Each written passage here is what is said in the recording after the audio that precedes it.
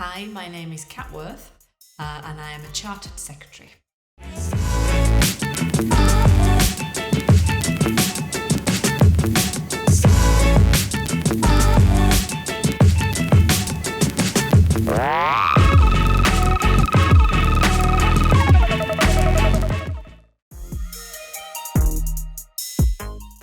Essentially, that means that I have responsibility for ensuring that a company meets its legal and regulatory obligations. And also I ensure that the board of directors are well looked after, that they have all the information that they need, and that they are all acting within their statutory duties.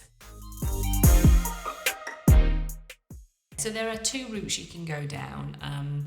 Some company secretaries are not chartered, so the chartered aspect is the professional qualification, so much like a chartered accountant or similar.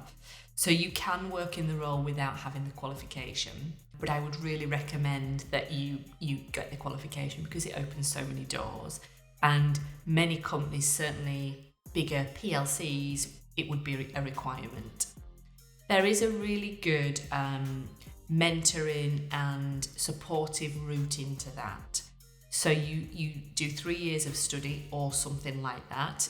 I did it whilst working, so it took me 3 years. You can also do a master's in governance, and you get a qualification as part of that. And that gives you graduate status for the Institute of Chartered Secretaries. So from there, your experience and the type of roles that you're in, how senior they are, mean that you move up within that Chartered Secretary Chartered Secretary qualification. So you go from graduate to being an associate member to being a fellow. And I'm currently an associate member, and that means that I've been working in a senior position for about 6 or 7 years. And when I've worked in a senior position for about 10 years, then I can become a fellow. You could also go down the company secretary route, which doesn't have a qualification attached. You'll often see that in local authorities or something similar.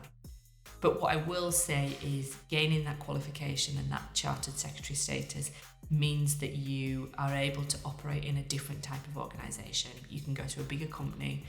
You can dictate a certain salary. Your salary is very much linked to the fact that you have a qualification. And that qualification is a legal and accountancy qualification. So I would definitely recommend doing that. Lots of organisations pay for it, and that was certainly what happened to me. I took a job at a lower salary in an organisation I didn't want to work for particularly, with a view to getting the qualification and getting a couple of years experience. I loved the industry. It was housing association. I loved working at a company, and I stayed for 12 years. And during that 12 years, I went from admin support and assistant role. I became the group company secretary, and as I left, I was director of governance position. So there's a really clear professional development program as part of the Chartered Secretary's role, and that's what massively appealed to me. I didn't want to just be a project manager, and I didn't want to just be business support. I wanted to know that I could progress and develop in my career, and this allowed me to do that. The Institute has thousands of members and is international, so it's a qualification that you can take internationally, and it's still relevant, which was at that time in my life I thought I might go to Australia and live, so that appealed as well. So as part of your qualification you do, and it is changing at the moment, but currently you do a number of modules, and those modules build up towards a certain qualification. You can become a governance expert, which isn't the Chartered Secretary route, but is affiliated with the Institute, or you can go down the traditional route, which means that you follow a very set progression. Exams, so it's exam-based in the route that I took, and that meant that I would be a Chartered Secretary at the end of it, which was important to me. But there are other options. The Institute offers mentoring program. There are universities. You could do distance learning, you could do a full year course and see it as a post-grad qualification. There are a number of options. lots and lots of support. I've just spent 2 days at the Institute's conference at Excel.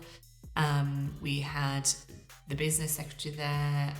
It's a very well respected institute in business and has lots of links to government departments. As a student coming in, you are very much given a number of options, and you can pick an option that works best for you, whether that's light touch or whether you really know that this is what you want to do and you want to progress.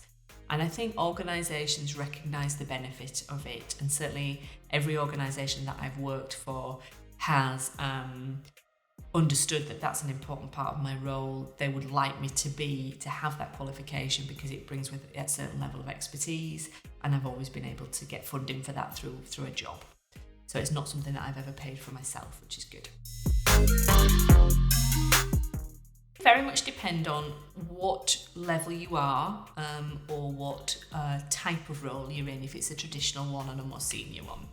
So certainly in the early part of my career, it would be lots of getting the board organised. That would be a big part of my job.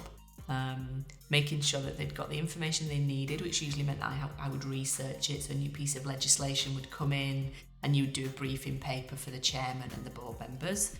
At the same time, statutory filings are due, so it would be making sure that we've filled in our confirmation statements to Companies House. If you're a regulated entity such as a charity, you would have lots and lots of charitable returns to do. So that there's definitely an administrative aspect to it.